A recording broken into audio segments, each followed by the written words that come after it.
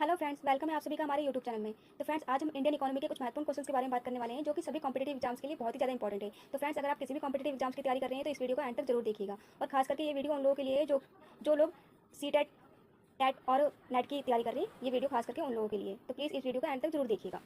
First question है हमारा, भारत में सबसे संपत्ति वाला राज्य कौन है? महाराष्ट्र।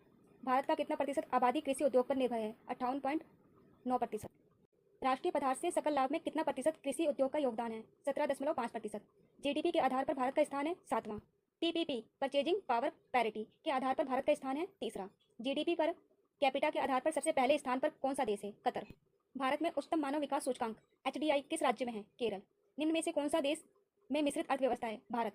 आर्थिक क्रियाओं का उद्देश्य होता है जीविकोपार्जन। जनसंख्या वृद्धि से आर्थिक विकास की गति मंद हो जाती है। आर्थिक विकास की व्याख्या के विभिन्न आधार कौन कौन से हैं? सकल राष्ट्रीय उत्पाद, प्रति व्यक्ति आय, आर्थिक कल्याण का आधार।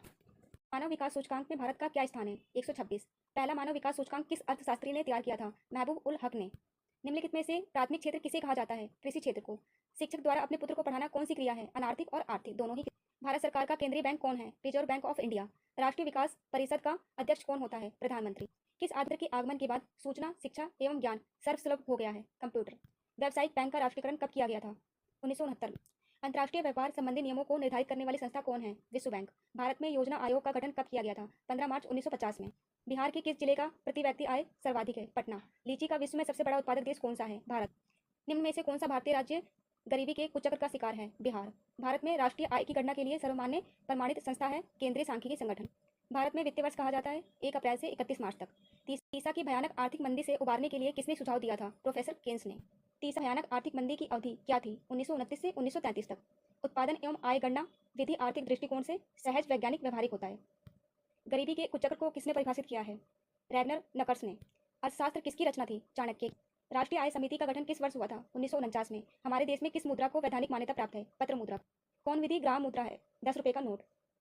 आजकल मुद्रा का कौन सा रूप अधिक प्रचलन में है? पत्र मुद्रा। मुद्रा के कार्य हैं माध्यम, मापन, भुगतान।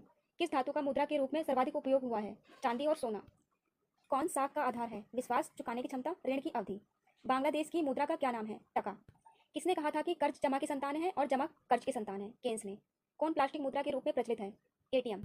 किसने कहा था कि आधुनिक विश्व में उद्योग मुद्रा रूपी वस्त्र धारण किए हुए हैं? पीगू ने। क्षेत्रीय ग्रामीण बैंकों की स्थापना किस वर्ष की गई थी? 1975 में। सहकारी नियोजन समिति का गठन किसके नेतृत्व में किया गया था? आरजी सरैया। भारत की वित्तीय राजधानी किस शहर को कहा गया है? मुंबई। गैर संस्थागत वित्त प्रदान करने वाले सबसे लोकप्रिय साधन है महाजन। भारत में सहकारिता आंदोलन का प्रारंभ कब हुआ? 1904 ईस्वी में। कौन एशिया का सबसे पुराना शेयर बाजार है? मुंबई। आर्थिक विकास का तीसरा क्षेत्र क्या है? सेवा क्षेत्र।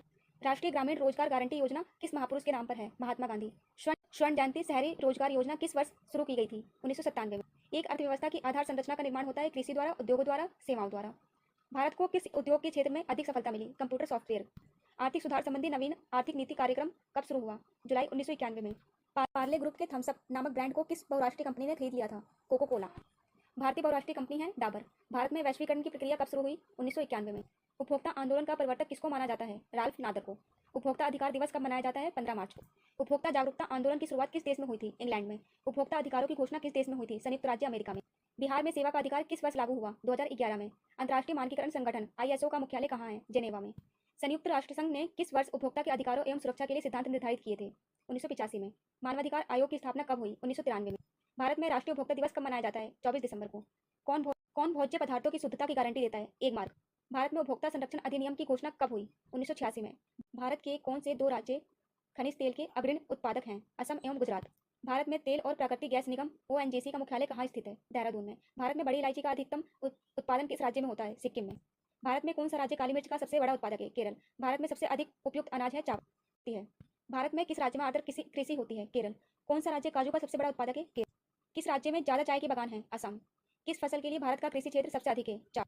भारत के किस राज्य में कोयले की मात्रा सबसे अधिक है? उड़ीसा। राष्ट्रीय ग्रामीण विकास संस्थान कहाँ अवस्थित है? हैदराबाद। भारत में अधिकतर बेरोजगारी है? संरचनात्मक।